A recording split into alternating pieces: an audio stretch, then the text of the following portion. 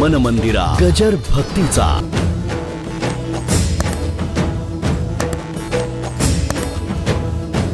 पांडुरंगाचा photo सगळ्याच्या घरात आहे, पण पंढरपूरला गेल्यानंतर 4-4 किलोमीटर लाईन मध्ये उभं राहून एकदा पायावर डोकं ठेवलं की महाराज वारी झाली, महाराज वारी झाली. मी म्हटलं एवढं काय आहे? ते म्हणले एवढंच आहे, कल्पनेत जरी असला तरी सगुण दर्शन घेतल्याशिवाय. मग सर्व ठिकाणी जर देव आहे तर प्रतिमा देव कसा नाही? एक मोठी गोष्ट सांगतो. विवेकानंद एका राजाकडे गेले. हे प्रत्यक्ष घडलेलं, मला राजाचं नाव लक्षात नाही, कोटचा तो. गेले आणि तिथे त्यांनी वाद करायला सुरुवात केली. हे काय तुम्ही पूजा ममकन तमकन, हे देवीची पूजा काय? आता तिथं सगुण उपासना जास्तीच. दुर्गा मातेची उपासना, काली मातेची उपासना. त्यांचे गुरु रामकृष्ण परमहंस काली मातेची पूजा करावी, हेही काली मातेची पूजा करत होते. हे म्हणले काय ती पूजा नमकन तमकन काय? म्हणले सर्व ठिकाणी व्यापक परमात्मा असताना हे काय थोतांड मारता, देव बसवता, आणखीन पूजा करता. आता काय आपण साधी माणसं, ती विवेकानंद होते काय? हो, आम्हाला प्रत्येक गोष्ट बोलताना विचार करावा लागतो. काळ सध्या अवघड आहे. एक शब्द इकडे तिकडे झाला की माणसं टपलेलीच असतात. ते विवेकानंद होते. बरोबर आहे म्हणले राजेसाहेब, तुमचं बरोबर आहे. तिथला शिपाई होता, तिथे त्या राजाचा फोटो असा अडकवला होता. तर तो फोटो काढ रे म्हणले. आता विवेकानंदासारखा माणूस म्हटल्यानंतर नाही म्हणण्याची ताकद नाही. काढ रे आणि थोक म्हणले त्याच्यावर. माझं बोलणं कळलं का? काय म्हणले? थोक म्हणले त्याच्यावर. राजा असा लाल झाला. थोको नको नुसती लात मार म्हणले त्याच्यावर. काय करताय म्हणले. अरे काय करतोयस काय? तू इथे आहे, तुझ्या फोटोचा संबंध काय?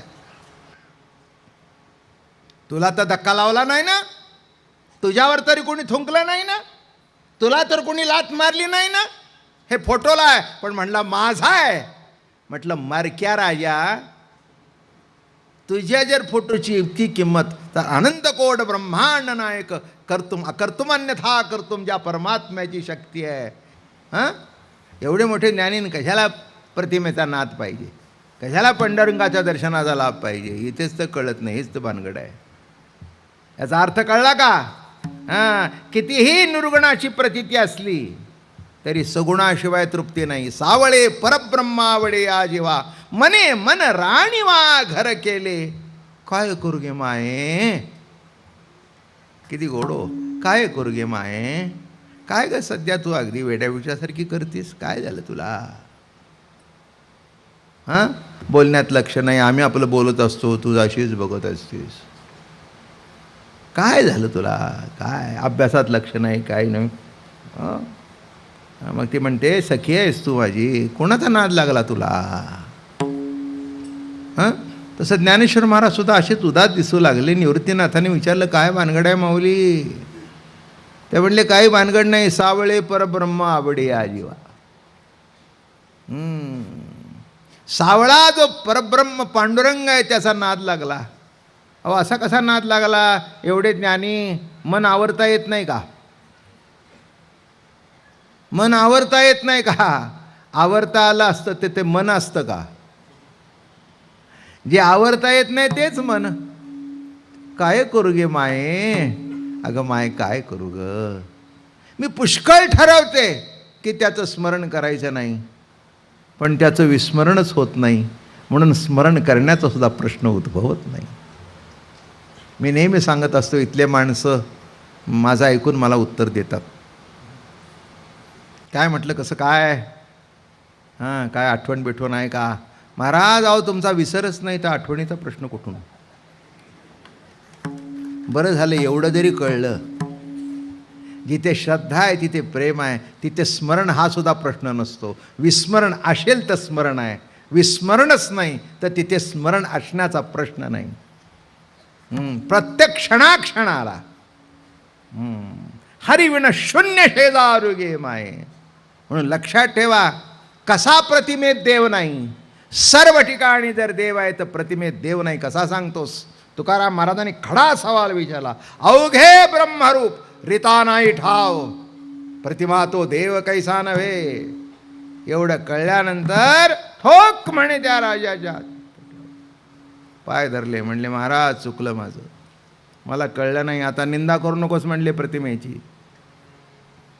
अरे प्रतिमा कमी असेल पण त्याच्याकडे बघून देवाची आठवण होते, हे काय कमी आहे? माणसं अशी रस्त्याने जात असतात, देवाची आठवण नसते, पण देऊळ आले की असं करतात नाही का? तसा सर्व ठिकाणी देव आहे ना. जाताना कशाला हात लावून असं करा,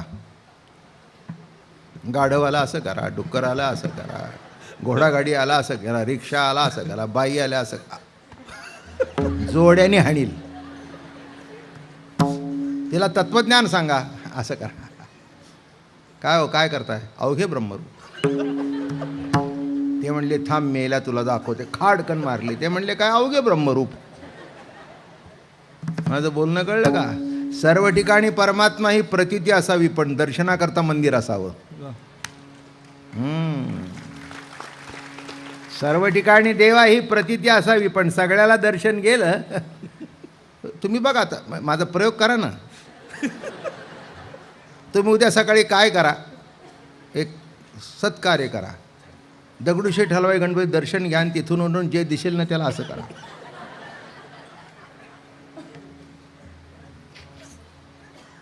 त्या आळीतली माणसं घरी येतील, अहो तुमच्यानं काय झालं? बरं मला सांगा, सर्व ठिकाणी जर देव आहे तर सर्व ठिकाणी नमस्कार करणं काही चुकलं का? काय चुकलं सांगा ना. सर्व ठिकाणी जर परमात्मा आहे तर सर्व ठिकाणी दर्शन घेणं चुकलं का? नाही चुकलं. सर्व ठिकाणी दर्शन घेऊ नाही, सर्व ठिकाणी आई प्रतीती असावी, पण दर्शनाकरता मंदिरात जावं.